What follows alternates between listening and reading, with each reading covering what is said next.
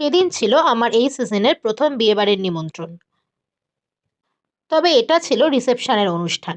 আমার এক মাসিমণির বাড়িতে এই অনুষ্ঠানটা থাকায় আমরা সকাল সকালই পৌঁছে গিয়েছিলাম। দুপুরের লাঞ্চে ছিল গরম ভাত, মাছের মাথা দিয়ে পাঁচমেশালি সবজির একটা তরকারি, মুগের ডাল, ফুলকপি আলু দিয়ে কাটা মাছের ঝোল। দেখেছো, মাসিমণি আমাকে আবার ভালোবেসে 2 পিস কাটা মাছ দিয়েছে। আর শেষ পাতে ছিল আমড়ার চাটনি। এবার সন্ধেবেলার পালা। এই যে দেখছো, আমাদের ব্রাইড আর গ্রুম বসে আছে।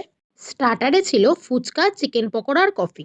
সন্ধ্যের মেনুতে ছিল কড়াইশুঁটির কচুরি আর কাবলি ছোলার তরকারি, গরম ভাত, মুগের ডাল, বেগুনি, দই কাতলা, আর সবশেষে এলো শোস্টপার মাটন কষা।